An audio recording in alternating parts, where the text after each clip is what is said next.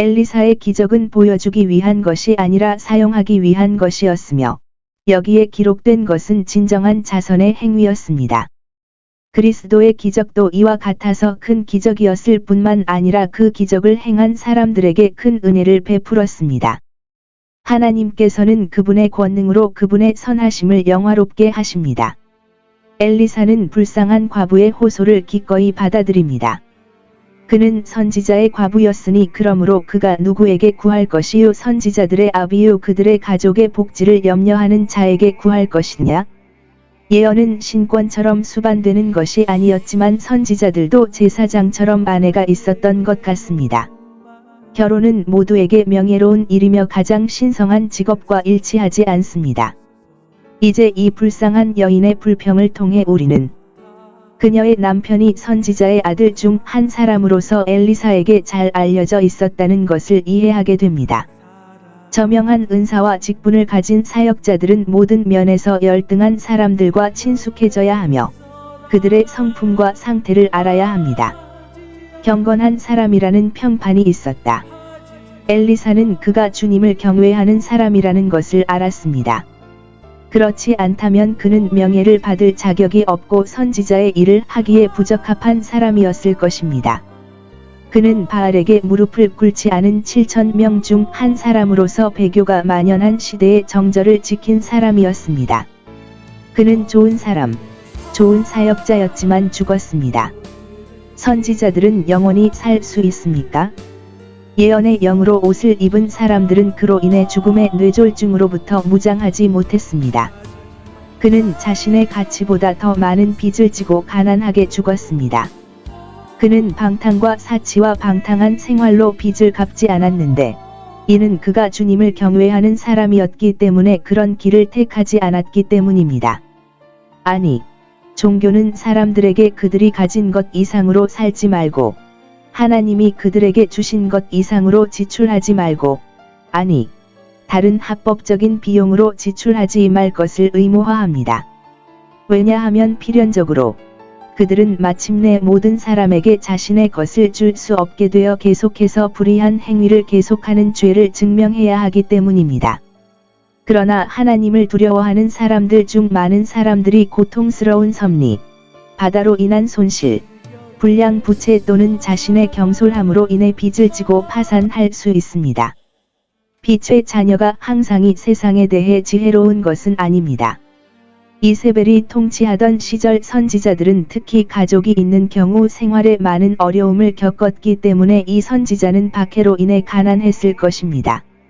이세벨이 과부가 되어 부양해야 할 두 아들에게 채권자들이 매우 가혹하였으므로 그들의 노동이 이세벨의 손에 있는 재산으로 간주되었으므로 이 빚을 갚기 위해 7년 동안 종으로 살아야 했습니다. 자신의 재산에 비할 수 없는 빚을 지고 가족을 떠나는 사람들은 그들이 어떤 문제를 수반하는지 모릅니다. 이 고통 속에서 불쌍한 과부는 의인의 자손이 버림받지 않을 것이라는 약속에 의지하여 엘리사를 찾아갑니다. 정직한 세대는 하나님의 섭리와 그분의 선지자들의 도움을 기대할 수 있습니다. 주님은 이 불쌍한 과부의 고통을 효과적으로 덜어주시고 빚을 갚고 자신과 가족을 부양할 수 있는 길을 열어주십니다.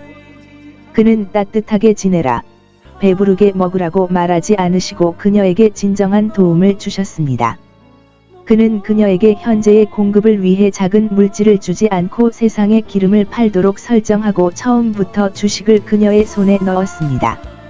이것은 기적에 의해 이루어졌지만 자선의 가장 좋은 방법과 가난한 사람들에게 할 수 있는 가장 큰 친절이 무엇인지, 즉 가능하면 자신의 산업과 독창성으로 그들이 가진 작은 것을 개선할 수 있는 방법으로 돕는 것이 무엇인지 우리에게 알려줍니다. 그는 그녀에게 무엇을 해야 할지를 지시하고 그녀의 경우를 고려했습니다. 내가 너를 위하여 무엇을 하리이까? 선지자들의 아들들은 가난하였으므로 그들 가운데서 그녀를 위하여 모으는 것은 거의 의미가 없으나 거룩한 선지자들의 하나님께서는 그녀의 모든 필요를 공급하실 수 있으므로 그녀가 경영에 조금만 전념하면 그분의 축복과 그 조금의 증가로 그녀의 필요를 공급할 수 있을 것이니라.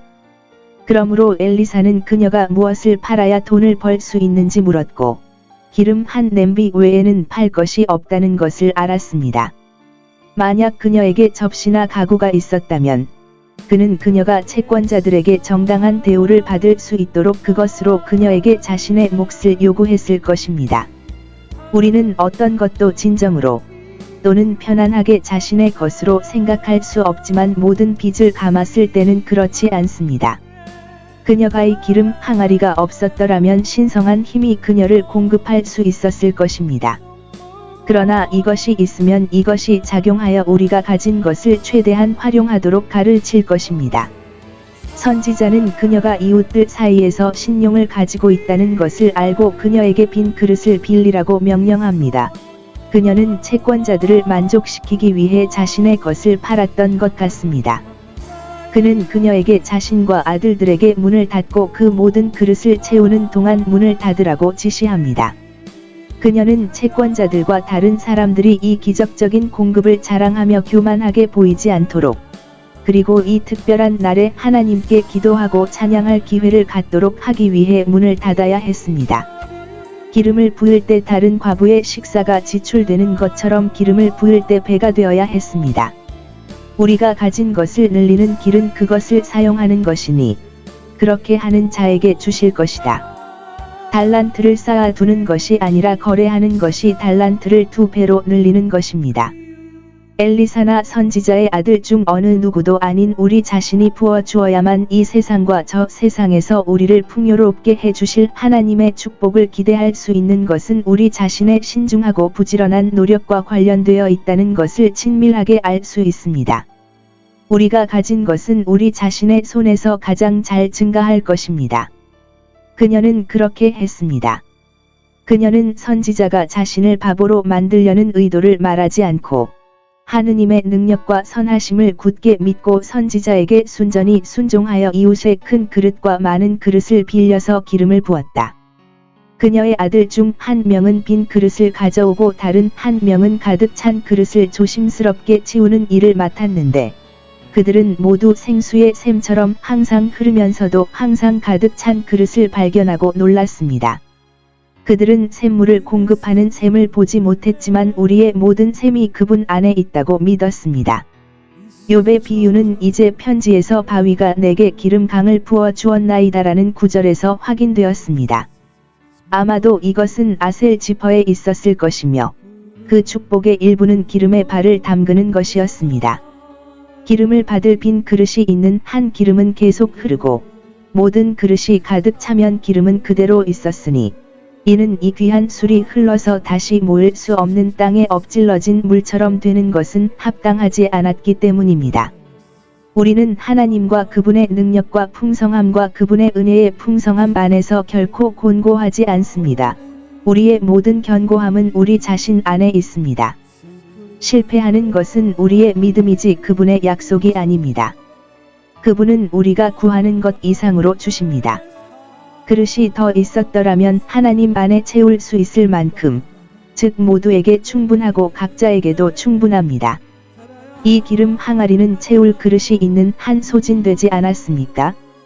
그리고 좋은 올리브의 뿌리와 살찐 것에서 흘러나오는 황금 기름이 그것으로부터 공급될 등불이 있는 한 실패하지 않을까 두려워해야 합니까? 선지자는 그녀가 가진 기름으로 무엇을 해야 하는지 지시했습니다.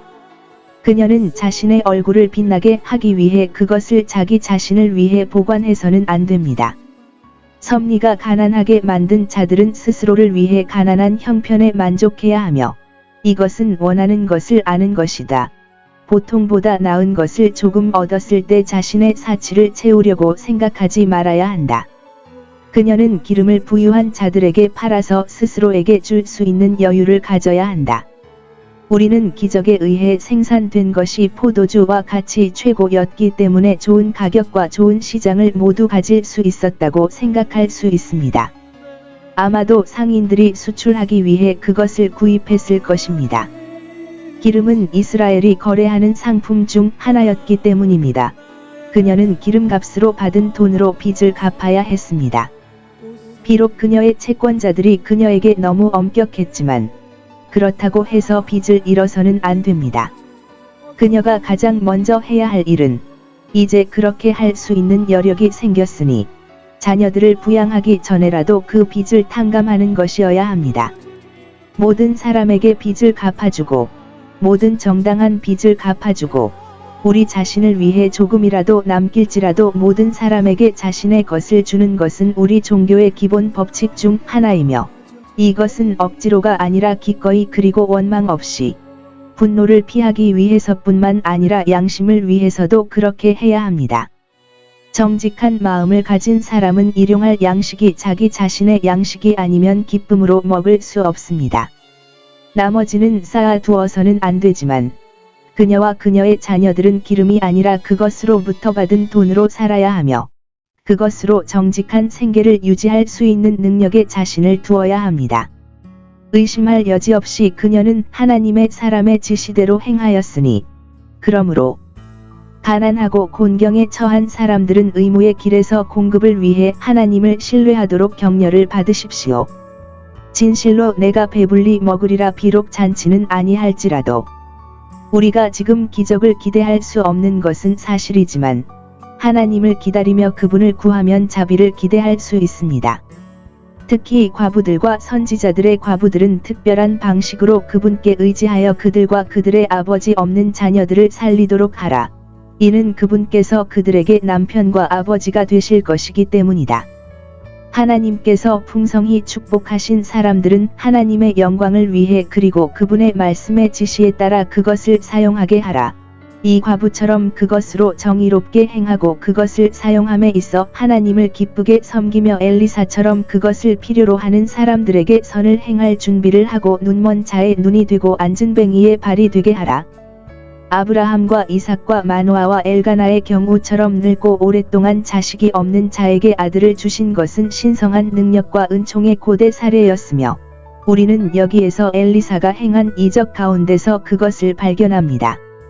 이것은 아브라함이 천사들을 접대했을 때 아들에 대한 약속이 아브라함에게 주어졌듯이 착한 여인이 그에게 준 친절한 접대에 대한 보답으로 이루어졌습니다. 여기에서 관찰하십시오. 엘리사에 대한 수남 여인의 친절. 이스라엘의 상황은 충분히 나쁘지만 하나님의 선지자는 어디를 가든지 친구를 찾습니다.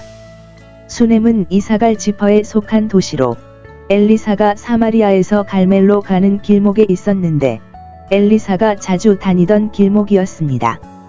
그곳에 한 위대한 여인이 살았는데 그녀는 좋은 집을 지키고 매우 친절했으며 그녀의 남편은 좋은 재산을 가지고 있었고 그의 마음은 그녀를 안전하게 신뢰하고 그녀의 슬기로운 관리를 신뢰했습니다. 엘리사처럼 유명한 사람도 그냥 지나칠 수 없었습니다. 아마도 그는 마을에서 은밀한 개인 숙소를 사용하는 데 익숙했을 것입니다. 그러나 이 경건한 여주인은 그가 그곳에 있다는 것을 한 번 알아차렸을 때 그를 매우 중요하게 압박하고 많은 어려움으로 그녀와 함께 식사하도록 제안했습니다. 그는 겸손하고 검소하여 귀찮아하고 겸손하고 인류 사람들과 어울리지 않으려 했기 때문에 처음에 그곳에서 지인을 사귀는 데 어려움이 없었지만 그 후에도 순회할 때마다 그곳에 끊임없이 전화를 걸었습니다. 그녀는 손님과 함께 기뻐하고 그의 사귐을 사모하여 그를 식탁에 초대할 뿐 아니라 자기 집에 그를 위한 숙식 공간을 제공하여 그가 더 오래 머물게 하고 의심하지 않고 그의 집이 그를 위해 복을 받고 그의 경건한 가르침과 모범으로 지붕 아래 모든 사람이 교화되도록 하였으나 남편을 알지 않고는 그렇게 하지 않았으며 그의 동의를 구하고 얻지 않고는 돈을 내놓지도 않고 낯선 사람을 집에 초대하지 않았습니다. 그녀는 남편에게 자신이 초대할 나그네는 하나님의 거룩한 사람이므로 그 가족에게 선을 행할 것이며 하나님께서 그에게 베푼 친절을 갚아 주실 것이라고 제안합니다. 아마도 그녀는 사렙다 과부가 엘리야를 대접한 대가로 얼마나 많은 대가를 받았는지 들었을 것입니다. 그녀가 엘리야에게 베푼 친절은 그들에게 큰 부담이 되지 않을 것이며 그녀는 엘리야에게 작은 방 하나만 지어줄 것입니다. 아마도 그녀는 집에 여분의 방이 없거나 많은 시간을 묵상에 보내고 가족들의 소음으로 방해받는 것을 신경 쓰지 않는 그를 위해 충분히 사적이고 은퇴한 방이 없었을 것입니다. 가구는 값비싼 옷걸이, 스탠드, 소파, 돋보기가 아닌 침대와 탁자, 의자, 촛대 등 엘리사의 휴식뿐만 아니라 연구와 독서, 글쓰기에 필요한 모든 것을 갖춘 매우 소박한 것이어야 합니다. 엘리사는 이러한 편의 시설에 매우 만족한 것 같았는데, 왜냐하면 그는 그곳에 들어가서 누웠고, 같은 방에 있는 그의 남자는 그가 상태를 취하는 것과는 거리가 멀었기 때문입니다. 이 친절에 대한 엘리사의 감사. 그는 자신의 아파트의 고요함과 접대의 친절함에 매우 기뻐하면서 그녀에게 어떤 보답을 해야 할지 스스로 생각하기 시작했습니다. 호의를 받은 사람은 그것을 돌려주기 위해 공부해야 합니다. 배은망덕하거나 관대한 사람에게 스폰지가 되는 것은 하나님의 사람이 되는 것이 아프다. 그는 왕궁에서 그녀를 위해 자신의 관심을 사용하겠다고 제안했습니다. 주께서 이 모든 정성으로 우리를 돌보셨나이다. 겸손한 자가 익숙한 대로 받은 은혜를 크게 하였나이다. 부한 자의 지갑과 자유로운 자의 가슴에는 아무것도 아니었으나 이제 주를 위하여 무엇을 하리이까? 자유주의자가 자유주의적인 일을 고안하는 것처럼 감사하는 사람은 감사하는 일을 고안합니다. 내가 왕이나 군대의 대장에게 내 남편을 위해 민사 또는 군대의 직책을 위해 말하지 않겠느냐? 높은 권세의 얼굴을 필요로 하는 불만이나 청원이나 법에 따라 소송을 제기할 것이 있습니까? 내가 어디에서 주를 섬길 수 있습니까? 엘리사는 늦은 봉사로 인해 그러한 관심을 얻었기 때문에 비록 그것으로 자신을 선호하지 않기로 선택했지만 친구를 선호할 수 있었던 것 같습니다. 선한 사람은 자신을 키우는 것만큼이나 다른 사람을 섬기는 데도 기쁨을 느낄 수 있습니다. 그러나 그녀는 자신을 위해 이런 종류의 좋은 직분이 필요하지 않습니다. 나는 그녀가 말하길 내 백성 가운데 거합니다. 즉, 우리는 지금처럼 잘 지내고 있으며 선호를 목표로 하지 않습니다. 우리를 사랑하고 존경하며 선을 행할 수 있는 우리 동족 가운데 거하는 것은 행복이며, 그렇게 하는 것에 만족하고 편안하며 우리가 잘 사는 것을 아는 것은 더 큰 행복입니다. 백성들 사이에서 편안하게 사는 사람들이 왜 왕궁에서 호화롭게 사는 것을 탐내야 합니까? 만약 그렇게 한다면 많은 사람들이 잘 살 수 있겠지만 언제 잘 사는지 알 수 없을 것입니다. 그 후 몇 년이 지나서 우리는 이 수남 사람이 왕에게 말할 기회가 있었지만 지금은 필요하지 않다는 것을 알게 됩니다. 자기 백성 가운데 사는 사람들은 자기 산이 움직일 수 없을 정도로 튼튼하다고 생각해서는 안 되며, 이 선한 여인처럼 이방인 가운데 거하게 될 수도 있습니다. 우리의 계속되는 도성은 위에 있습니다. 그는 하늘 궁정에서 그녀를 위해 자신의 관심을 사용했는데, 이는 훨씬 더 좋았습니다. 엘리사는 그녀를 위해 어떤 친절을 베풀어야 할지 종과 상의했는데, 이 위대한 선지자는 종에게도 그런 자유를 인정해 주었습니다. 게하시는 자식이 없고, 재산은 많지만 물려줄 아들이 없으며, 남편이 늙어 아들을 가질 희망이 없다는 사실을 상기시켜 주었습니다. 엘리사가 그녀를 위해 하나님으로부터 이 호의를 얻을 수 있다면, 그것은 현재 그녀의 유일한 불만이었던 것을 제거하는 것이 될 것입니다. 이러한 호의는 우리의 필요성에 가장 적합한 가장 환영받는 호의입니다. 그는 즉시 그녀를 보냈습니다. 그녀는 익숙한 겸손에 따라 매우 겸손하고 정중하게 문 앞에 섰고, 그는 그녀에게 1년 안에 아들을 낳을 것이라고 확신했습니다. 그녀는 선지자의 이름으로 이 선지자를 받았으며 이제 그녀는 왕에게 말한 궁중의 상이 아니라 선지자의 상, 선지자가 주는 신호 자비와 기도에 대한 응답을 받았으므로 약속은 그녀에게 놀라운 일이었고 그녀는 그것에 대해 우쭐하지 말라고 간청했습니다. 아니요, 주님. 주님은 하나님의 사람이시니 진지하게 말씀하시기를 바라며 저와 농담하지 마시고 여종에게 거짓말하지 마소서. 이 사건은 제한된 시간 안에 약속의 진실을 확인시켜 주었습니다. 엘리사가 말한 계절에 아들을 낳았습니다. 하나님께서는 선지자의 방을 지어준 그녀의 친절에 대한 보답으로 그녀의 집을 지어주셨습니다. 우리는 이것이 그 가족에게 얼마나 큰 기쁨이 되었을지 상상할 수 있습니다. 불임한 자여, 노래하라.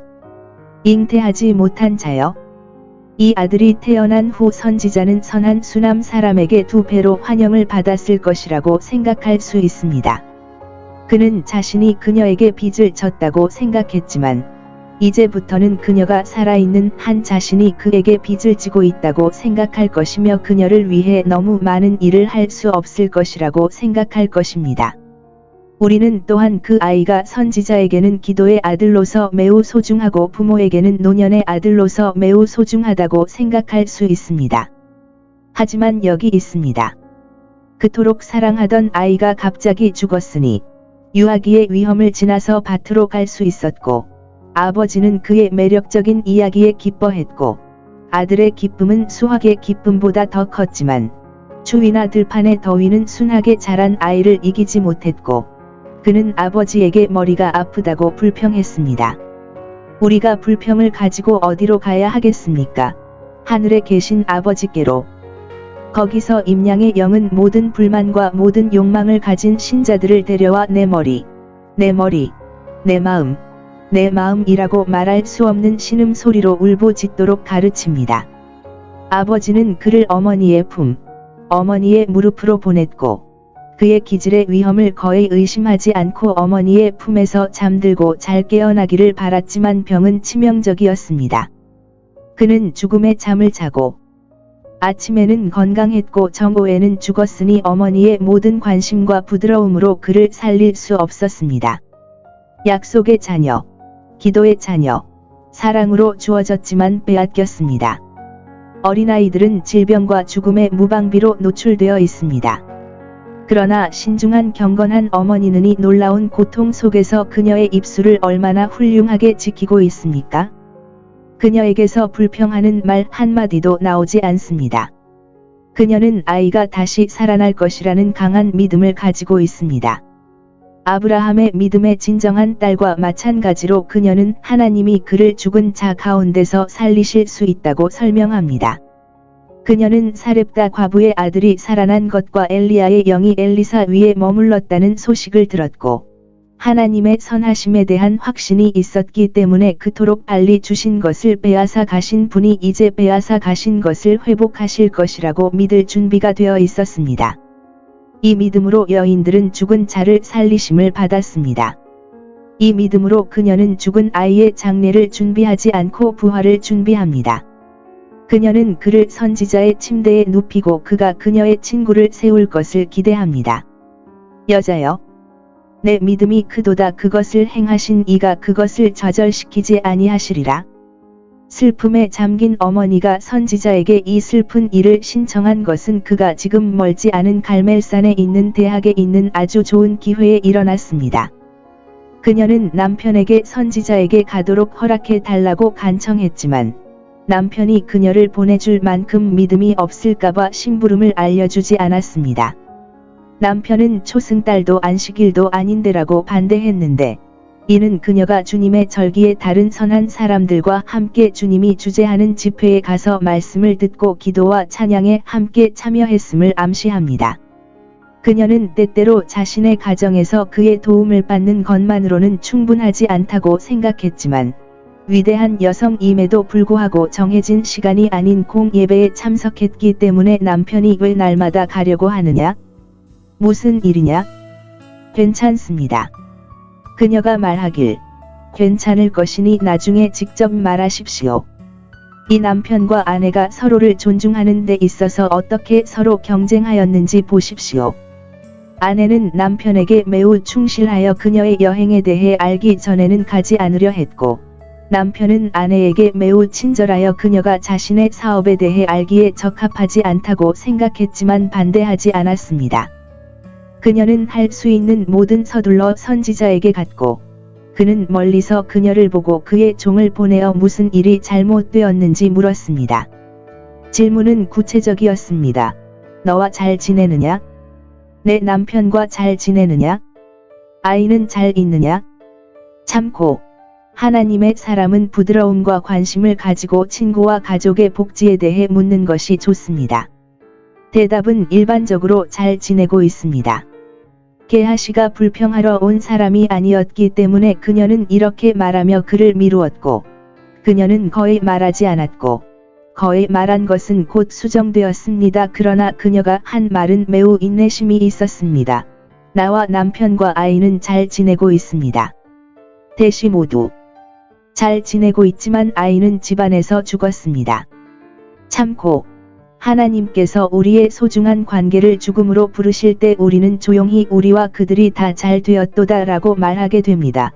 하나님이 하시는 일은 다 잘 되었으니 그들이 천국에 갔다면 떠난 사람들도 다 잘 되었고 고난으로 인해 우리가 그곳으로 가는 길이 더 나아갔다면 남겨진 우리도 다 잘 되었기 때문입니다. 그녀는 선지자를 찾아왔을 때 겸손하게 현재의 고난에 관해 그와 의논했습니다. 그녀는 괴로워하고 슬픔에 빠진 사람처럼 그의 발 앞에 몸을 던졌는데 그녀는 자신을 도울 수 있다고 믿었던 그에게 오기 전까지는 결코 보여주지 않았습니다.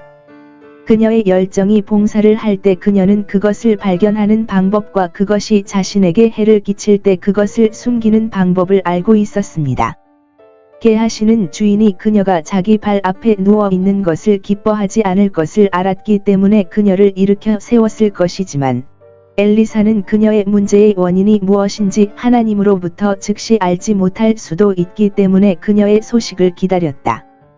하나님께서는 선지자들이 항상 원하는 대로 계시하지 않으셨고 선지자가 선한 여인에게서 알 수 있기 때문에 선지자에게는 이 사실을 보여주지 않으셨습니다. 그녀의 말은 매우 한심했습니다. 그녀는 선지자에게 다음과 같이 호소했습니다. 이제 그녀에게서 빼앗긴 자비에 대한 무관심에 대해 내가 내 주님의 아들을 원하였나이까? 아니요.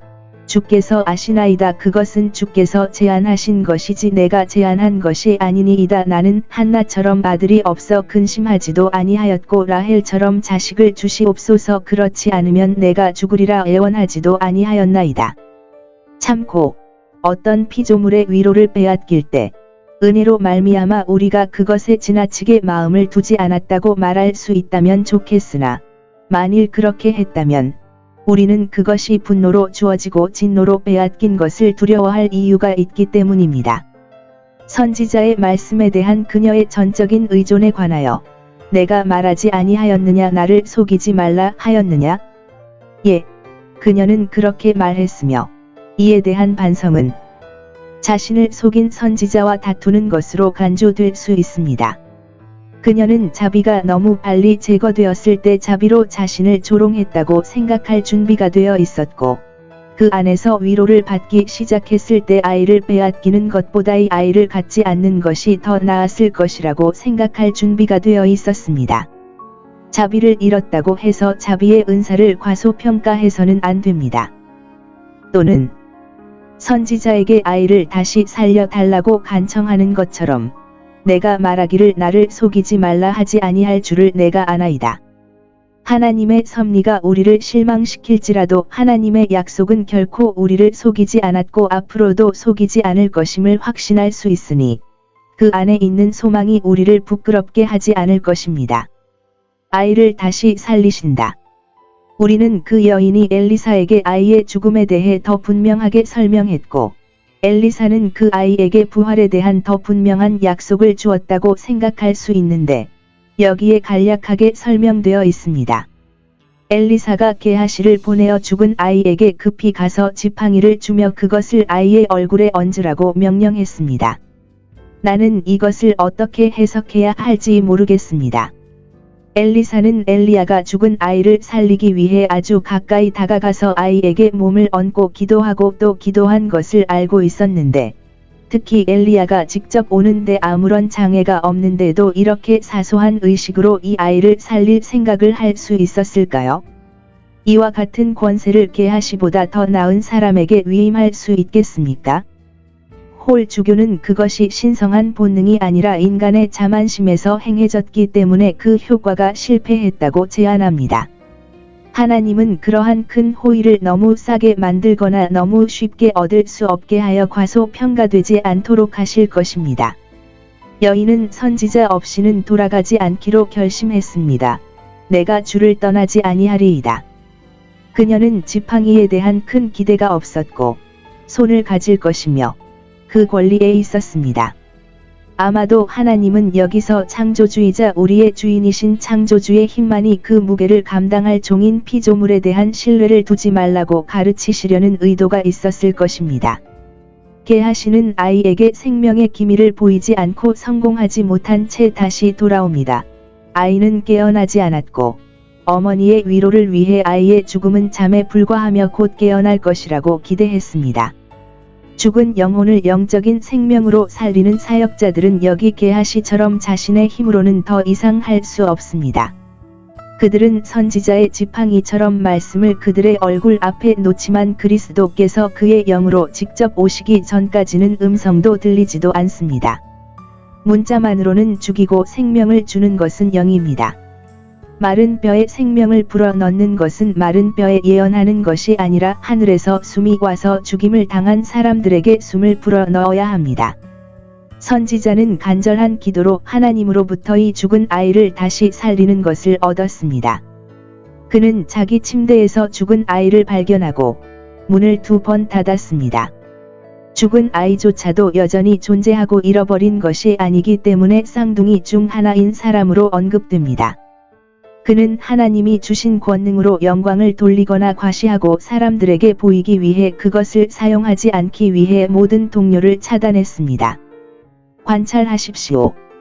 선지자는 게하시의 손에 들린 지팡이로 이 일을 하려고 생각하면서 하나님을 너무 유혹한 것이 아닌가 하는 생각이 들 정도로 이 위대한 작전에 자신을 밀착시켰고 그 실망으로 인해 자신을 책망했다고 생각했을 것입니다.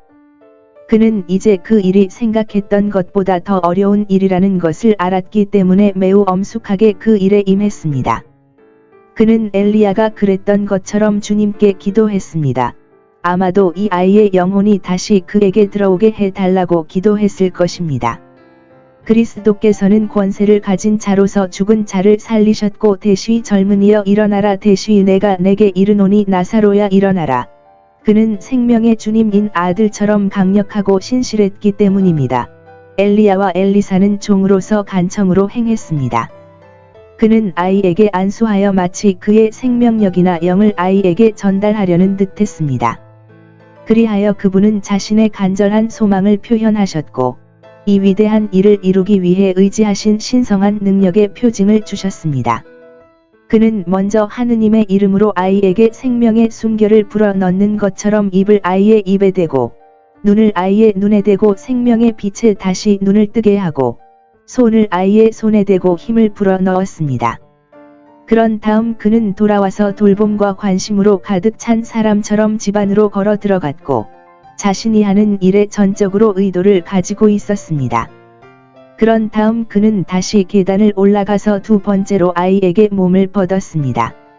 그러므로 죽은 영혼들에게 영적인 생명을 전하는 데 도움이 되고자 하는 사람들은 그들의 사건에 영향을 미치고 그 사건에 자신을 수용하며 그들을 위해 열렬히 기도해야 합니다. 수술이 얼마나 점진적으로 수행되었는가?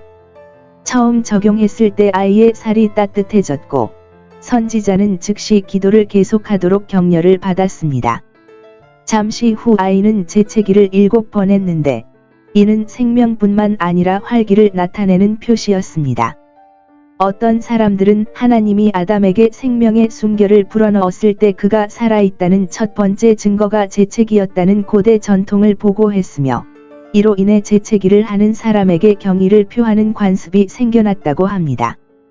어떤 사람들은 재채기를 하면 머리가 맑아지고 거기에 아이의 디스템퍼가 있다고 관찰합니다.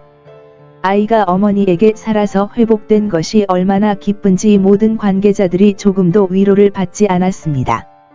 죽였다가 다시 살리시는 하나님의 능력을 보십시오. 기도의 능력을 보십시오. 기도는 구름의 열쇠를 가지고 있듯이 사망의 열쇠를 가지고 있습니다. 믿음의 힘을 보십시오. 그 고정된 자연의 법칙, 죽음은 돌아올 수 없는 길이라는 것을 믿는 이 순함 사람이 실망하는 것보다 차라리 없어지는 것이 낫습니다. 엘리사가 선지자들의 아들들 가운데서 그의 자리에, 그의 요소 가운데서 그들을 가르치고 아버지로서 그들을 부양하였으니 그들이 자연스럽게 그들의 상태를 돌보고 잘 먹이고 잘 가르치는 사람을 그들 위에 두는 것이 그들에게 행복했습니다. 그 땅에는 우리가 읽은 것과 같은 그 땅에 거하는 사람들의 악으로 인해 결핍이 있었습니다. 그 흉년은 엘리야 시대와 마찬가지로 7년 동안 계속되었습니다. 엘리사가 선지자의 아들들을 자기 앞에 앉혀서 그의 지혜를 듣고 다른 사람에게 가르치도록 하였기 때문에 양식이 기근이 들었으나 하나님의 말씀을 듣지 못했습니다. 여기에는 엘리사가 그들의 고기를 어떻게 돌보았는지에 대한 두 가지 사례가 있습니다. 그리스도께서는 자신이 전파하는 사람들에게 2번이나 음식을 먹이셨습니다. 엘리사는 지금 흉년으로 인해 더 많은 관심을 기울였는데 이는 선지자들의 아들들이 이 악한 때에 부끄러워하지 않고 기근의 날에도 만족하게 하려 함이라. 그는 해로운 음식을 안전하고 건전한 음식으로 만드셨습니다. 선지자들의 아들들이 모두 참석하기로 한 강론의 날에 그는 그의 종에게 명령하여 그들의 육체를 위한 음식을 제공하고 그들의 영혼을 위한 생명의 떡을 그들에게 떼어 주었다. 그들에게 고기가 있었는지 여부는 나타나지 않습니다. 그는 단지 그들을 위해 약초로 화분을 만들라고 명령합니다. 선지자의 아들들은 절제와 절제의 모범이 되어야 하며 화려한 것을 탐하지 말고 평범한 음식으로 만족해야 합니다. 그들이 짭짤한 고기나 단 고기를 먹지 않거나 아니 엉망진창이 저녁 식사의 전부라면 이 위대한 선지자도 자신과 손님을 더 잘 대접하지 않았다는 것을 기억하게 하십시오. 약초를 채취하기 위해 보내진 하인 중 한 사람이 실수로 독성이 있거나 적어도 매우 메스꺼운 것을 가져와 오두막에 넣었습니다. 야생박이라고 합니다. 어떤 사람들은 그것이 카타르시스가 강하고 자격이 없다면 위험한 약초인 콜로킨티다라고 생각합니다. 선지자들의 아들들은 자연 철학보다 신성에 더 능숙했고 약초보다 성경을 더 많이 읽었던 것 같습니다. 땅의 소산 중 하나라도 해로운 것이 있으면 저주, 가시덤불과 엉겅퀴가 내게 임하리라. 의 결과로 보아야 하는데 이는 원래의 축복이 모든 것을 선하게 만들었기 때문입니다. 손님들은 엘리사에게 음식의 불건전성에 대해 불평했습니다. 자연은 인간에게 미각이라는 감각을 주셨기 때문에 건강에 좋은 음식은 맛있을 뿐만 아니라 건강에 해로운 음식은 위장에 도달하기 전에 발견할 수 있으며 입은 고기를 맛봄으로써 고기를 시험합니다. 이 항아리는 곧 그 맛에 의해 위험하다는 것을 알게 되었고 그래서 그들은 외쳤다. 항아리 안에 죽음이 있다. 식탁은 종종 올무가 되고 우리의 복지를 위해 있어야 할 것이 덫이 되기도 하는데 이것이 우리가 두려움 없이 먹어서는 안 되는 좋은 이유입니다. 우리가 삶의 지원과 위로를 받을 때 우리는 죽음에 대한 기대와 죄에 대한 두려움을 유지해야 합니다. 엘리사는 즉시 나쁜 맛을 고쳐서 이 불건전한 오두막집의 나쁜 결과를 막았습니다. 전에 쓴 물을 소금으로 고쳤듯이 이제는 쓴 국물을 음식으로 고쳤습니다. 전에는 그 안에 음식이 들어 있었을 가능성이 있지만 그것은 단지 냄비를 두껍게 하기 위해 일반적인 손으로 넣었을 뿐입니다. 이것은 똑같은 것이었지만 엘리사의 손에 의해 던져졌고 냄비를 고치려는 의도로 그 변화는 식사 때문이 아니라 수단이 아니라 표징일 뿐 신성한 능력 때문인 것으로 보입니다. 이제 모든 것이 잘 되었고 죽지 않았을 뿐만 아니라 냄비에 해를 끼치지 않았습니다. 우리는 음식을 건강하고 영양가 있게 만드시는 하나님의 선하심을 인정해야 합니다. 나는 너를 치료하는 여호와이니라. 그는 작은 음식으로 큰 길을 가게 하셨다. 엘리사는 보리떡 20개와 옥수수 이삭 몇 개를 선물로 가져왔는데 이 선물은 그 시대에는 아무 때나 비천한 것이 아니었지만 지금은 그 땅에 흉년이 들었기 때문에 특별히 귀한 것이었습니다. 그것은 첫 열매로 말미암은 것이라 하였으니 이는 하나님께서 그들의 증가에서 주신 것이요 제사장들과 레위인들이 모두 예루살렘에 있어 그들의 손이 닿지 않을 때 그들 가운데 있는 종교인들은 합당한 이유를 가지고 선지자들을 하나님의 영접자로 여기고 그들의 첫 열매를 그들에게 가져왔으며 이것은 그들의 학교를 유지하는 데 도움이 되었습니다. 그는 거저 받았으므로 거저 주었고 모든 것을 선지자들의 아들들 앞에 놓으라고 명령하여 자신을 위해 하나도 남기지 않고 내세를 위해 하나도 남겨두지 않았습니다. 내일은 그 자체의 것을 생각하고 사람들이 먹을 수 있도록 모든 것을 주라. 하나님의 사람들은 관대하고 개방적인 사람이 되고 선지자들의 조상들은 선지자들의 아들들에게 너그러워지는 것이 좋습니다. 떡이 비록 적어서 한 사람이 보통 한 끼에 먹는 것 이상은 아니었으나 그 20개로 100명을 배불리 먹였으니 그의 종이 생각하기를 많은 사람 앞에 이렇게 적은 고기를 차려놓는 것은 그들을 자극하는 것뿐이요. 이렇게 적은 양으로 큰 초대를 한 주인을 부끄럽게 하는 것이라 하였으나 그가 하나님의 이름으로 그들을 위하여 배부른 식사라고 선언하니 그대로 되었더라. 그들이 먹고 떠나니 이는 그들의 배가 부른 것이 아니라 먹는 중에 빵이 더 많아졌음이니라. 하나님께서는 그의 교회에게 그 공급을 풍성히 복주시고 가난한 자를 떡으로 배부르게 하시겠다고 약속하셨습니다. 그리스도께서 제자들을 먹이신 것은 이보다 훨씬 더 큰 기적이었지만 둘 다 우리에게 의무의 길에서 하나님을 기다리는 사람들은 신성한 섭리의 특별한 보살핌으로 보호와 공급을 기대할 수 있다는 것을 가르쳐 줍니다.